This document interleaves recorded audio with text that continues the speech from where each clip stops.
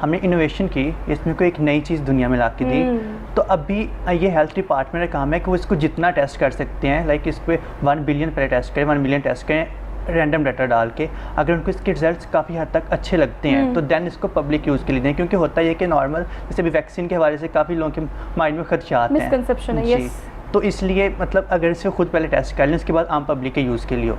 मतलब अगर हम टेस्ट करने की बात भी करें तो आपने उस प्रोडक्ट को लॉन्च करने के बाद दे दिया है उस कंसर्न डिपार्टमेंट को कि आप इसको टेस्ट करें, उसके जो भी रिजल्ट जो भी आउटपुट आ रहा है उसके बाद उसकी बेस पर ही इसको लॉन्च किया जाए या आम पब्लिक की रसाई मुमकिन बनाई जा सके।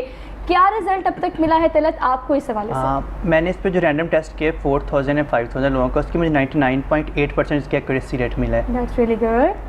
तो नेगेटिव और पॉजिटिव केसेस जो आपको अकॉर्डिंग टू सिम्टम और एक्सरे वो सही थे बिल्कुल? जी, वो ठीक थे। अच्छा, तो कौन कौन से ऐसे डॉक्टर्स हैं ऑन बोर्ड आपके साथ जिन्होंने ये रिकमेंड किया है कि येस ये एप्लीकेशन वैलिड है, इसकी वैलिडिटी है और हम इसकी क्रेडिबिलिटी पे शक नहीं कर सकते? एक्चुअली अभी हम हॉस्पिटल में जाते हैं ना, क्योंकि पाकिस्तान में रिसर्च बेस्ड सिस्टम नहीं है एजुकेशन का, तो वो इस चीज़ को थोड़ा लाइक अजीब समझ लेते हैं कि आप रिसर्च करने आए हो, ऐसे पहले आपको इजाज़त लेनी पड़ेगी गवर्नमेंट से, उसके बाद आप रिसर्च कर सकते हैं। तो बहुत सारे रुकावटें बड़ी सारी हैं, लेकिन इसके बाद जो भी दोनों बच्चों ने काम बहुत अच्छा किया।